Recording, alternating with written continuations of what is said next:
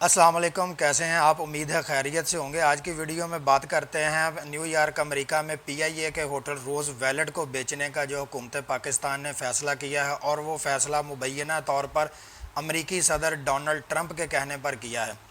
امریکی صدر کے کہنے پر کس لیے حکومت پاکستان نے اس ہوٹل کو بیچنے کا فیصلہ کیا ہے، یہ سارے واقعات آپ کو جو ہے تو اس ویڈیو میں بتاتے ہیں۔ لیکن اس سے پہلے آپ سے میری چھوٹی سی درخواست ہے، اگر میرے چینل پر آپ نئے ہیں تو میرے چینل کو سبسکرائب کر لیں، بیل آئیکن کو دبا لیں، ویڈیو کو لائک کریں، اپنے دوستوں کے ساتھ شیئر ضرور کریں، کم از کم اس ویڈیو کو شیئر ضرور کریں، اور کمنٹ باکس میں اپنی رائے ضرور دیا کریں۔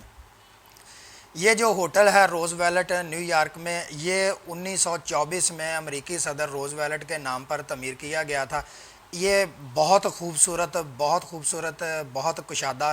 جو ہے تو ایک تاریخی ہوٹل ہے۔ اس کے 1015 کمرے ہیں، 52 اس کے سویٹس ہیں، اور پاکستان کی جو ہے تو ریاست پاکستان کی یہ نیو یارک امریکہ میں واحد جو ہے تو یہ پراپرٹی ہے۔ پاکستان کا جو بھی حکمران، صدر، وزیر اعظم امریکہ کے دورے پر جاتا ہے تو وہ اسی ہوٹل میں قیام کرتا ہے۔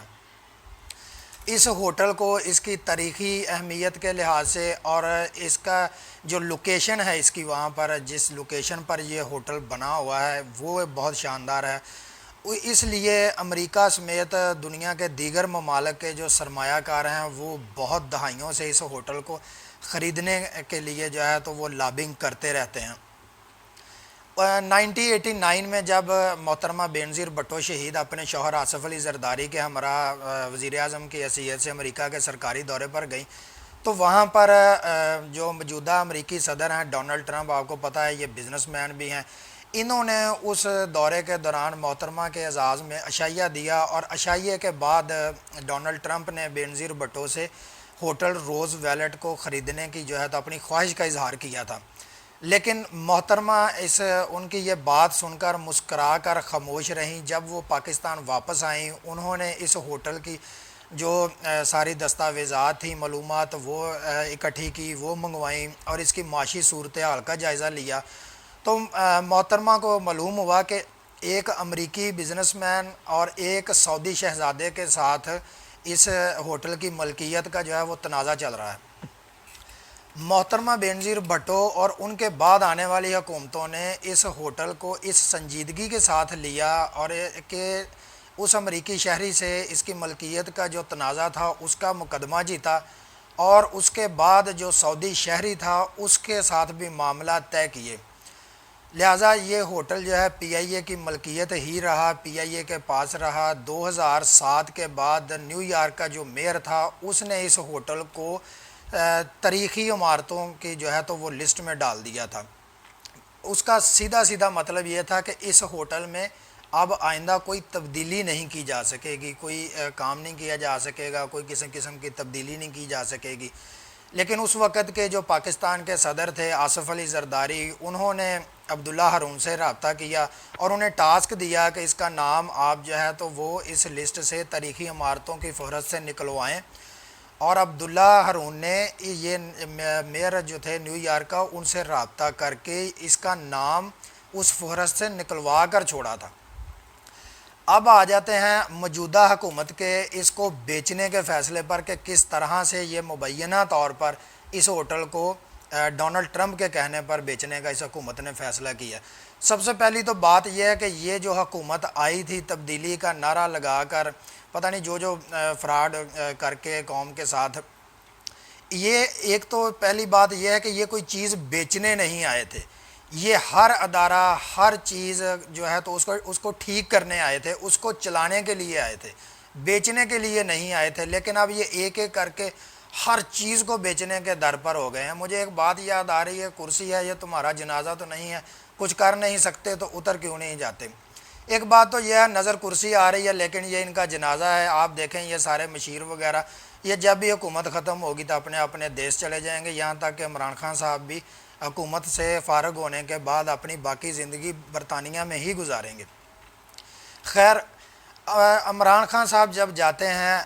آپ کو یاد ہوگا امریکہ کے دورے پر گئے، ڈونلڈ ٹرمپ سے ان کی ملاقات ہوئی، اس کے بعد بڑے دلچسپ واقعات ہونا شروع ہوئے۔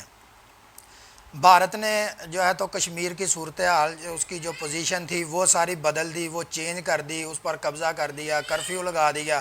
اور ہم نے اس کے جواب میں مذمتیں شروع کر دیں، تقریریں شروع کر دی، اقوام متحدہ میں تقریریں کر دو، امریکہ کو جو ہے تو وہ اپنا پیغام بھیجو، اور اس کے بعد قوم کو پتہ نہیں کبھی آدھے گھنٹے کے لیے دھوپ میں کھڑے ہو جاؤ، پتہ نہیں کیا کیا جو ڈرامے کیے گئے سارے۔ حالانکہ یہ نہ تو بھارت نے کشمیر پر مذمتوں سے قبضہ کیا تھا، نہ خیر یہ ایک علیحدہ معاملہ بہت لمبا۔ اور اس کے بعد ہی وہی جو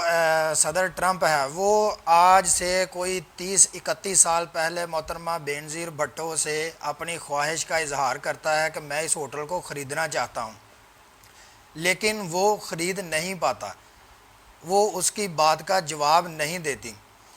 اب 30-31 سال بعد وہی جو شخص ہے وہ امریکہ کا صدر بنتا ہے، اور ہمارے حکمران جو وزیر اعظم صاحب ہیں عمران خان صاحب، یہ امریکہ کے دورے پر جاتے ہیں، یہ اس سے ملاقات کرتے ہیں، اور اس سے ملاقات کے کچھ عرصے بعد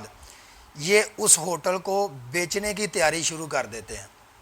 اور بیچنے کی تیاری جو شروع کرتے ہیں، وہ سارا ٹاسک فورس جو ایک بنائی جاتی ہے، اس کا سربراہ یا اس کا ایک اہم کردار وہ اپنے ایک بہت ہی عزیز ترین پیارے زلفی بخاری کو جو ہے تو وہ سونپ دیتے ہیں، اور اس فیصلے میں ساتھ یہ اپنا حکم لکھوا دیتے ہیں صادر فرما کے کہ ٹاسک فورس کا کوئی اجلاس زلفی بخاری کے بغیر نہیں ہوگا۔ اور زلفی بخاری کون ہے؟ وہ وہاں سے آئے ہوئے ہیں، باہر سے آئے ہوئے ہیں، پاکستان میں تو ان کا انٹرسٹ ہی کوئی نہیں زلفی بخاری کا۔ انہیں کیا ہے، وہ جب حکومت ختم ہوگی وہ اپنا بوریا بسترا بیگ شیگ جو ہیں وہ اٹھائیں گے، اپنا سمیٹیں گے سب کچھ، اور وہ واپس اپنے دیش چلے جائیں گے۔ یہ سارے واقعات اگر آپ دیکھیں، اور دوسرا یہ بھی ایک حقیقت ہے، آپ ماضی کی حکومتوں کے، ہماری ریاست کے مختلف فیصلے دیکھیں، امریکہ سے ہمیشہ ڈکٹیشنیں لیتے رہے ہیں ہمارے حکمران، اور امریکیوں کے کہنے پر ہر کام کر گزرے ہیں۔ یہاں تک کہ ہماری جو حکومتوں کی کابینہ ہوتی ہے وہاں پر وزیر اور صوبوں کے گورنر تک امریکہ کے کہنے پر لگائے جاتے رہے ہیں، ابھی بھی ایسا ہی چل رہا ہے۔ تو یہ ایک بہت جو ہے تو افسوسناک اور خطرناک صورتحال ہے کہ ایک واحد تاریخی اہمیت کا حامل